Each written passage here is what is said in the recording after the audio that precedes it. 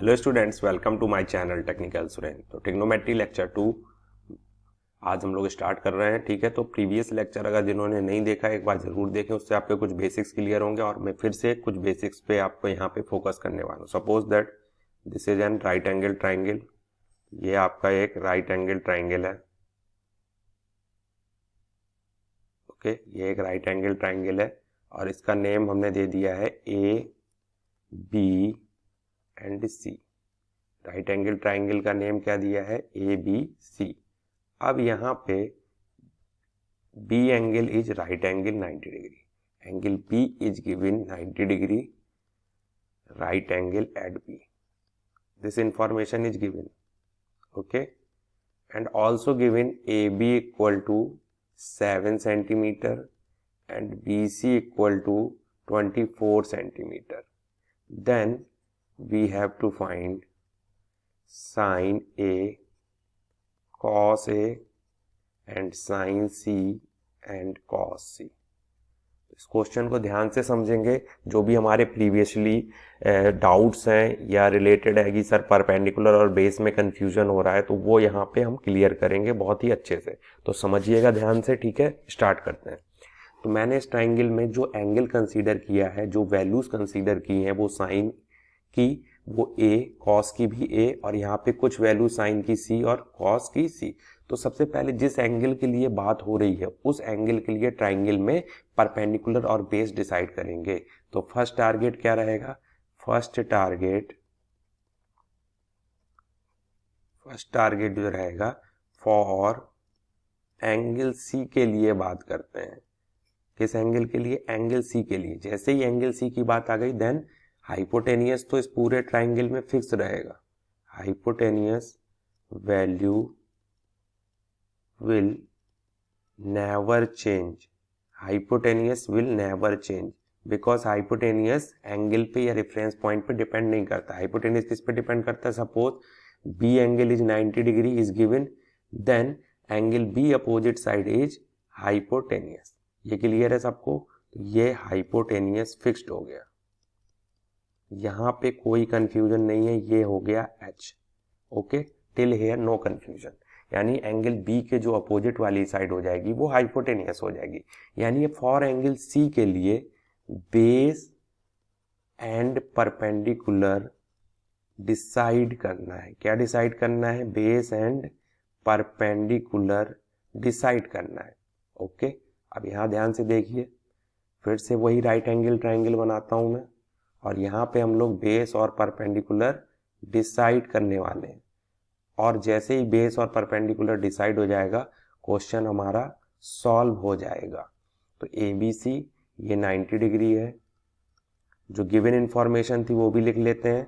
A B is given 7 centimetre, then A B is given 7 centimetre and BC is given 24 centimetre. This is given. Now अब किस angle की बात हो रही है? तो एंगल की बात हो रही है एंगल C की। तो फॉर एंगल C, किस एंगल की बात हो रही? एंगल C की। तो मैंने बताया हाइपोटेनियस तो फिक्स साइज है 90 डिग्री के अपोजिट। अब यहाँ पे बात करनी है हमें किसकी? हमें बात करनी है बेस एंड परपेंडिकुलर की। बेस एंड परपेंडिकुलर की बात करनी है, ठीक है।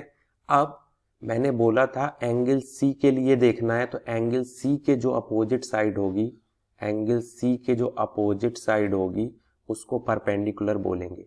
तो for angle C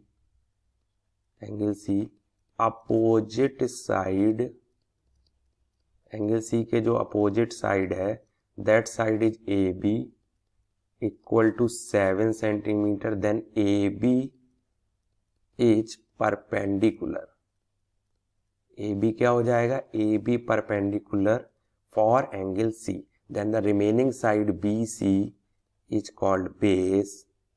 okay, and this value is 24 centimetre. यानी इस ट्राइंगल में अब डिसाइड हो चुका है परपेंडिकुलर और बेस। एक बार फिर से सुने, फॉर एंगल सी के जो अपोजिट साइड होगी वो एंगल सी के लिए ये ए बी किसका काम करेगी? परपेंडिकुलर का।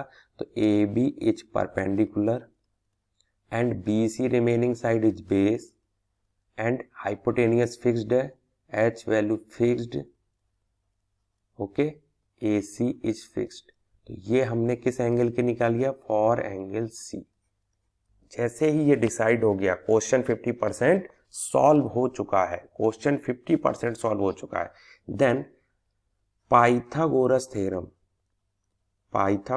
थ्योरम अप्लाई करेंगे, क्योंकि अभी हमें कितनी साइड नोन्स हैं, अभी हमें 2 साइड्स नोन है, 2 sides known, third side is unknown. Third side क्या है, अननोन है। तो हमें अभी थर्ड साइड को फाइंड आउट करना है। तो हमें पाइथागोरस थ्योरम का स्टेटमेंट पता है। पाइथागोरस थ्योरम का स्टेटमेंट है H square hypotenuse square is equal to perpendicular square plus base square. ये हमें पता है, यानी एच की वैल्यू अभी हमारे पास कितनी है, AC, that is fixed value.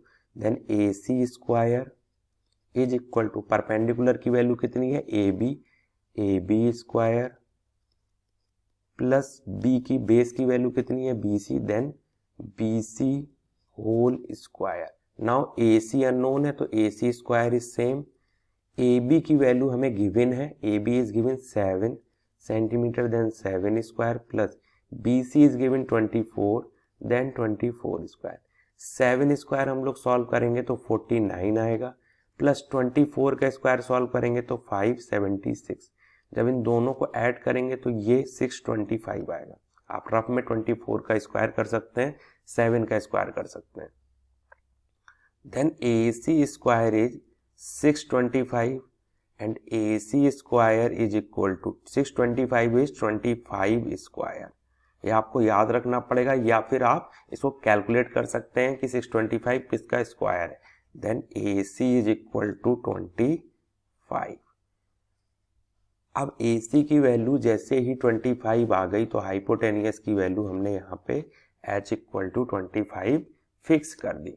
अब ये क्वेश्चन 50% सॉल्व हो चुका था, ओके।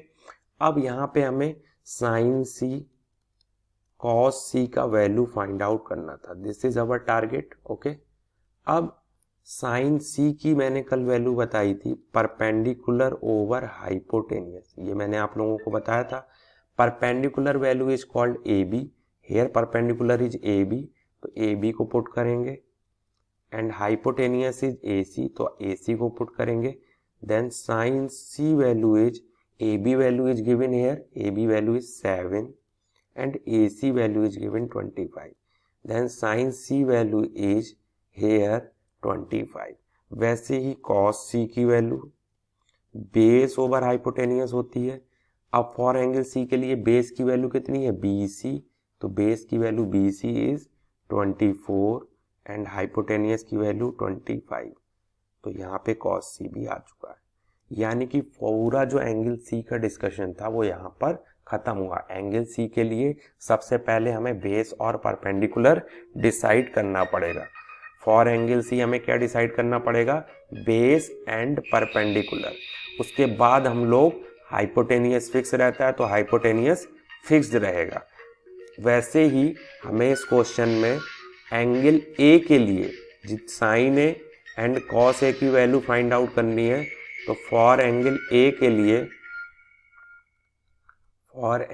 A हमें क्या डिसाइड करना पड़ेगा, फॉर एंगल A के लिए हमें बेस एंड परपेंडिकुलर फिर से डिसाइड करना पड़ेगा, क्योंकि एंगल चेंज वैसे ही बेस एंड परपेंडिकुलर चेंज।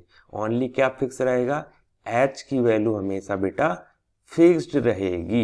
ये बात अपनी दिमाग में बैठा लीजिए। मैं फिर से समराइज कर देता हूं, हाइपोटेनियस फिक्स रहेगा, बेस एंड परपेंडिकुलर में भी इंटरचेंज। जैसे ही एंगल्स चेंज होंगे या एंगल की वैल्यू चेंज होगी, base and perpendicular always change each other. ठीक है, अब समझिएगा फॉर एंगल ए के लिए फिर से मैं वही राइट एंगल ट्राइंगल ड्रॉ करता हूं, और ये ट्राइंगल जितने बार आप लोग बार बार बनाएंगे आपकी प्रैक्टिस उतनी अच्छी होगी और ये प्रैक्टिस आपको हेल्प करेगी। ठीक है, फिर आप बाद में इसको बार बार बनाने की नीड नहीं है, बट अभी आपका अगर बेसिक्स स्ट्रांग नहीं है तो आपको बार बार बनाना पड़ेगा। ए बी की वैल्यू गिवन थी 7 सेंटीमीटर, 7 सेंटीमीटर, बी सी की वैल्यू 24 थी, AC की वैल्यू अभी हमने फाइंड आउट की थी, that is 25 centimetre. Okay, now अब यहाँ पे कंसेप्ट को समझिए। अब यहाँ पे बात हो रही है एंगल A की। तो मैंने बताया हाइपोटेनियस तो 90 डिग्री की अपोजिट होती है, that value is fixed. Hypotenuse यहाँ भी सेम रहेगा 25 सेंटीमीटर, क्योंकि एंगल B तो अपनी जगह पे है, एंगल B फिक्स्ड है। क्या चेंज होगा? बेस एंड परपेंडिकुलर, ये वैल्यू चेंज होंगी और इसी को हमको फाइंड आउट करना है। किस एंगल के लिए? एंगल A के लिए। अब एंगल A के जो अपोजिट साइड है, angle A opposite side, angle A opposite side, कौन सी एंगल A के opposite side? BC, then BC is perpendicular for angle A and BC is 24 centimeter and perpendicular for angle A. So this side will be perpendicular and remaining side is base. तो यहाँ भी हमारा perpendicular and base decide हो गया। अब हमें क्या find out करना था? साइन A, तो साइन A की वैल्यू वही रहेगी, परपेंडिकुलर ओवर हाइपोटेनियस। अब यहाँ पे परपेंडिकुलर चेंज हो चुका है, परपेंडिकुलर की वैल्यू क्या है? BC, तो यहाँ पे सबसे पहले BC लिखेंगे। हाइपोटेनियस की वैल्यू हमारे पास फिक्स्ड है AC, तो AC ही रहेगा। BC की वैल्यू 24 एंड AC की वैल्यू 25। यहाँ पे काम खत्म हो गया। वैसे ही cos A की वैल्यू क्या है? Base over hypotenuse. बेस की वैल्यू यहाँ पे चेंज हो गई है AB, then AB over hypotenuse की वैल्यू कितनी है? हाइपोटेनियस की वैल्यू है हमारे पास 25, यानी AC, तो AC फिक्स्ड है। AB की वैल्यू 7 एंड हाइपोटेनियस AC की वैल्यू 25। तो यहाँ पे साइन और कॉस A भी आसानी से निकाल चुके हैं। ठीक है, अब इसके बाद मैं आपको एक छोटा सा और फॉर्मूला देना चाहूंगा।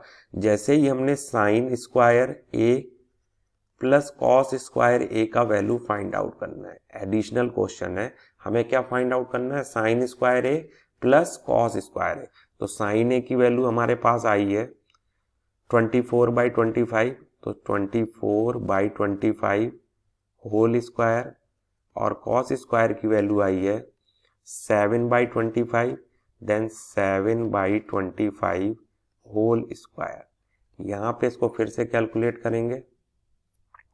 24 स्क्वायर इज, अभी बताया था 576, 25 square is 625, plus 7 square is 49, 5 square again 625, so both LCM is 625, then here 576 plus 49, तो ये हो जाएगा 625 ओवर 625, तो यहाँ पे वैल्यू हो जाएगी 1। वैसे ही sine square C plus cos square C की वैल्यू फाइंड आउट करते हैं। तो साइन स्क्वायर C की वैल्यू कितनी आई थी? साइन C की वैल्यू 7/25 और कॉस C की वैल्यू 24/25। तो साइन C की value 7/25 whole square plus 24/25 whole square, इसको सॉल्व करेंगे तो 49/625 और 24 का स्क्वायर 576/625, तो ये वैल्यू आ जाएगी 625/625, ये वैल्यू भी 1। तो यहाँ पे एक कंक्लूजन है, उसको मैं आगे भी बहुत अच्छे से एक्सप्लेन करूँगा, बट यहाँ पे एक कंक्लूजन जो निकल के आ रहा है, और ये आइडेंटिटी होती है, डिस्कशन बहुत आगे करना है कि sine square A and cos square A का ऑलवेज जो सम होता है वो 1 होता है। वैसे ही अगर एंगल C है तो C के लिए यहाँ पे कॉस में भी C आ जाएगा, इसका भी सम 1 ही होगा। तो आई होप आपको बेस एंड परपेंडिकुलर में जो भी कंफ्यूजन थे वो दूर हुए होंगे।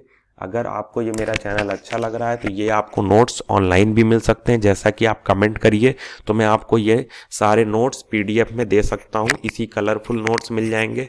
दूसरी चीज़ कि अगर आपको कंटेंट अच्छा लग रहा है तो कमेंट बॉक्स में कमेंट जरूर करें एंड ज़्यादा से ज़्यादा शेयर करें, और आई होप मैं पूरी लेक्चर की सीरीज ला सकूँ। So thanks for watching and please subscribe the channel and share the channel. Thanks for watching.